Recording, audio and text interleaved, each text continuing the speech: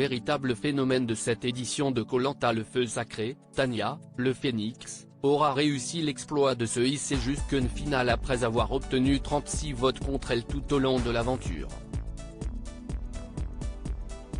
Interview.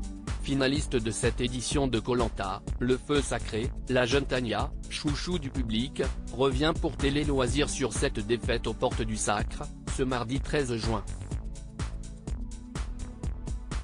On refait le match ensemble pour comprendre pourquoi elle a obtenu un tel score face à Frédéric, 7 voix contre 2. Lucide et heureuse, la nutritionniste ne botte jamais en touche et réponse en détour. Tania, finaliste de Koh-Lanta 2023 face à Frédéric, maintenant les candidats disent qu'ils m'apprécient. Télé Loisirs, saviez-vous que vous aviez perdu avant le dépouillement ou aviez-vous un espoir? Tania, objectivement, je savais que j'avais déjà perdu. Après, je ne suis pas du tout négative ou pessimiste. Mais je n'avais pas forcément d'affinité avec les autres candidats. Si les aventuriers avaient dû voter hier, après la diffusion, pensez-vous que vous auriez eu une chance ou en tout cas que le résultat aurait été plus serré? Complet. J'aurais gagné, c'est sûr, si tous les candidats revotaient aujourd'hui. Ils s'en veulent pratiquement tous de ne pas m'avoir donné leur voix. Ils regrettent avec la diffusion. Plus de la moitié d'entre eux en tout cas. Je ne dirai pas qui pour ne pas les mettre en porte-à-faux. Mais c'est le jeu et tout arrive pour une raison. Pourquoi? Parce que tout le public était derrière vous? Pire, je leur laisse le bénéfice du doute.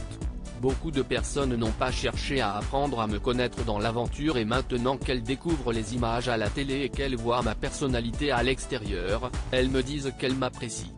Mais je pense qu'il y a aussi tout l'engouement derrière moi, tous mes abonnés et les personnes qui me soutiennent. Je pense que ça pèse dans la balance. Je ne suis pas naïve de ce côté-là. Tania, Koh-Lanta, le feu sacré, les filles sont souvent jalouses entre elles. Avez-vous compris le vote des filles, notamment celle de l'ex-alliance des cheveux longs? En regardant toute la saison, on ne se demande comment elles peuvent ne pas me donner leur voix au final, elles se sont fait trahir de tous les côtés.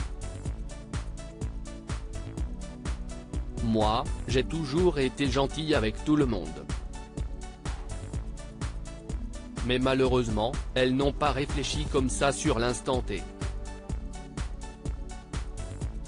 Je ne suis pas dans leur tête mais l'alliance des cheveux longs n'aura duré que le temps d'un conseil pour éliminer Gilles car ça les arrangeait. Elles savaient qu'il était tellement apprécié, qu'un final, il aurait gagné face à n'importe qui. Elles avaient peur de ça. Mais cette alliance s'est très vite éteinte. Lors de la finale mardi 13 juin, elle mettait en avant le girl power. On voulait y croire. Ont-elles été jalouses? Toute ma vie, même au tennis, je n'ai jamais eu beaucoup de copines. J'ai une vraie copine qui est comme ma sœur mais sinon je trouve que les filles sont souvent jalouses entre elles. Est-ce que c'était le cas aussi dans Koh-Lanta? Je ne sais pas mais ça peut être une possibilité. Je préfère voir le positif et me dire qu'elle préférait privilégier Frédéric. Il y a de la place pour tout le monde. La jalousie ne sert vraiment à rien. Quel vote vous a le plus surprise, voire déçu? Clémence d'abord parce qu'elle était tellement énervée de la trahison du pacte des petits doigts que je n'ai pas compris. Je n'étais même pas énervé mais comment a-t-elle pu donner sa voix à Frédéric? Au final je dirais que les votes de toutes les filles étaient surprenants.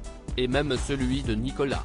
Il s'est fait trahir quand même, Frédéric lui avait donné sa parole qu'il allait le choisir s'il gagnait les poteaux et pendant 15 minutes, Nicolas a cru qu'il était finaliste. C'est fou. Alors que de son côté Nicolas n'avait rien répondu à Frédéric quand il lui avait fait cette promesse juste avant l'orientation. En fait si, Nicolas lui avait aussi promis de le choisir s'il gagnait les poteaux. C'était le jour même, juste avant l'épreuve. Il s'était laissé 2 jours pour bien réfléchir et analyser. Tania revient sur les alliances dans Koh Lanta. Julie s'était mise d'accord avec les garçons lors de l'orientation. Seuls Esteban et Julie ont inscrit votre nom sur le bulletin. Si est-il bien la première fois que vous avez si peu de votes? Rire. Étiez-vous sûr de ces 2 votes-là? Je n'avais aucun doute quant à Esteban. Concernant Julie, c'est un peu compliqué. Je l'adore, même à l'extérieur, mais pendant le jeu, elle pouvait être incertaine dans certaines situations. Elle a voté contre moi quand j'ai été évincé, lors du conseil surprise diffusé le 16 mai, note de la rédaction, elle a atteint la course d'orientation grâce à moi, avec le magistral coup de bluff du collier d'immunité, note de la rédaction. Et pourtant, le jour de l'orientation, elle s'était mise d'accord avec les garçons sur les zones à fouiller pour ne pas prendre les mêmes. Elle faisait passer le jeu avant les affinités, donc je n'étais pas du tout sûr d'elle. D'autant que Frédéric a gagné les poteaux. Souvent, les candidats donnent leur voix à celui ou celle qui gagne cette ultime épreuve. Pensez-vous que vous auriez eu plus de chances de l'emporter en gagnant les poteaux? Je savais que ça allait être très compliqué pour moi de gagner face à n'importe qui. Mais je me disais que si je gagnais les poteaux, je pouvais espérer gratter 1 à 2 voix en plus. Et encore. Au vu des réponses des candidats au conseil, même si j'avais gagné les poteaux, ils ne m'auraient jamais fait victorieuse.